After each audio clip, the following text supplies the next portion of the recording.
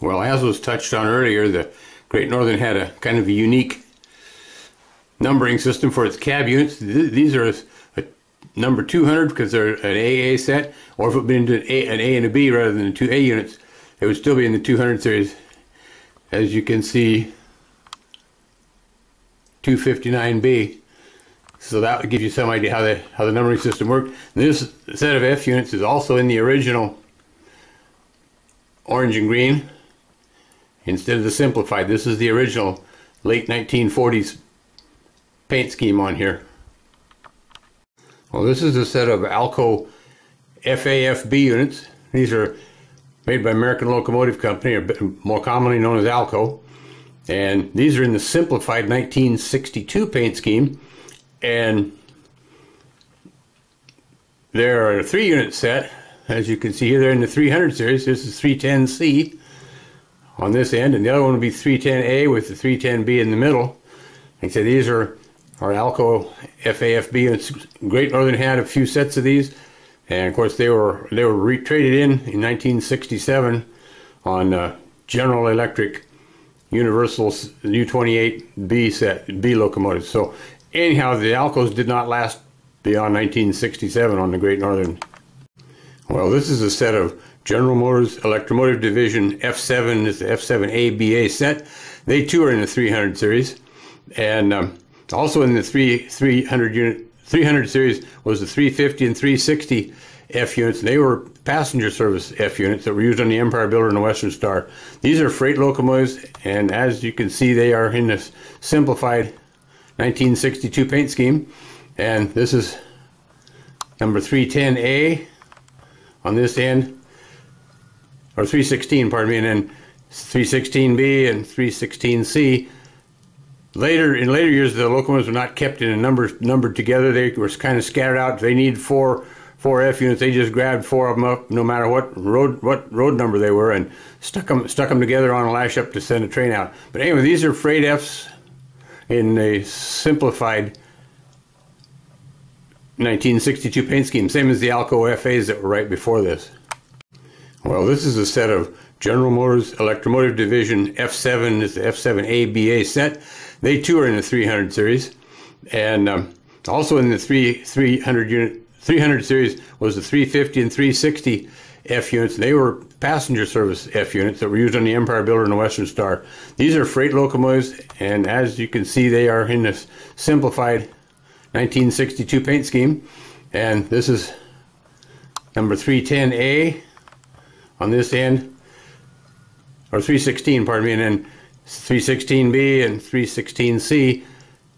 In later years, the locomotives were not kept in a numbered together. They were kind of scattered out. They need four F units. They just grabbed 4 of them up, no matter what road number they were, and stuck them together on a lash up to send a train out. But anyway, these are freight Fs in a simplified 1962 paint scheme, same as the Alco FAs that were right before this. In the mid to late 1950s, Great Northern purchased a lot of General Motors Electromotive Division GP7s and 9s and GP20s. These were all designed to operate long hood forward.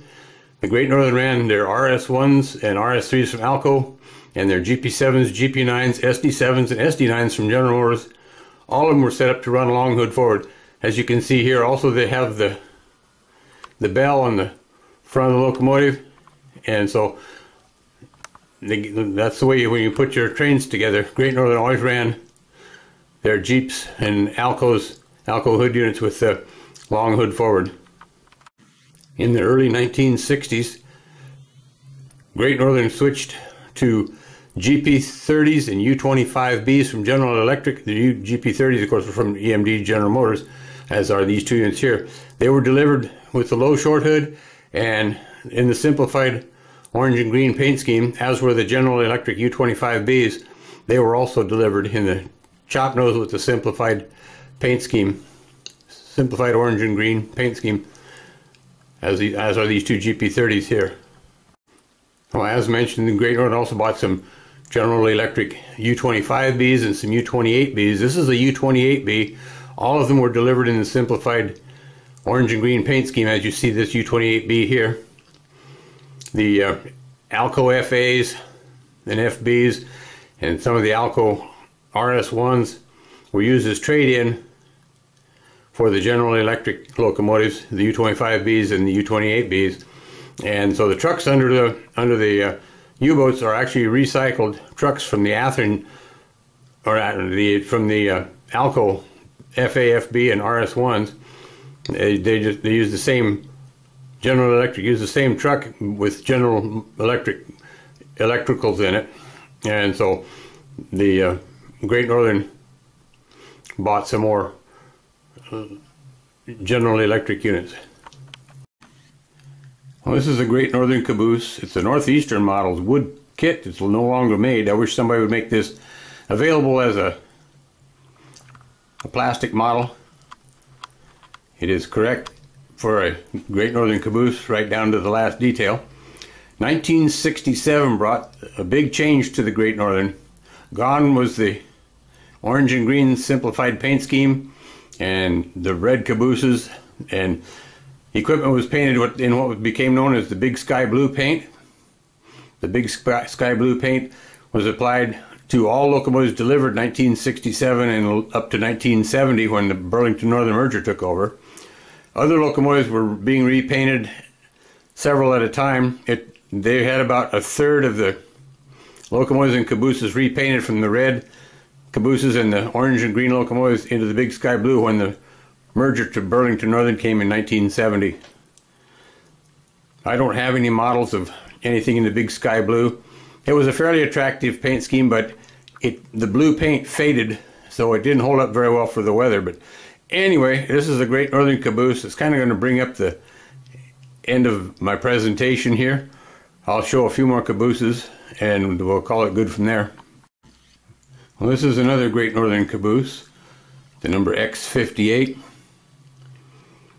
It was built by International Car Company in the mid-1960s, I believe. Have to look up my reference book to be sure. And each of the cabooses had a safety slogan on the side of them. But this is a Great Northern Caboose from International Car Company, the X58. All the Great Northern Cabooses numbers were preceded by an X. So it'd be X210, X520, whatever the number of the caboose was. It was always preceded by an X. And in later years, they all had the safety slogans on them. And this is another Great Northern Caboose by International Car Company. And it's what they call a wide vision caboose, because the cupola kind of hangs over on each side. There's a little bit of room so that the trainman riding up there in the cupola can lean out and see down the side of the train a little better. And these cabooses, a lot of them last a clip to the end of cabooses in the mid-1980s when all cabooses were pretty much done away with. So anyway, here's all the cabooses lined up here. And as was mentioned at the beginning of this presentation, this video is dedicated to John W. Plant, one of our passed away club members from the Longview, Kelso, and Rainier Model Railroad Club. John was an excellent member and wish he was still with us. I believe he was like 89 when he passed away. So he did have a fairly long life, but I think of John every once in a while and wish he was still here. So John, this is all for you, and you're not forgotten, and one of these days maybe we'll see you again.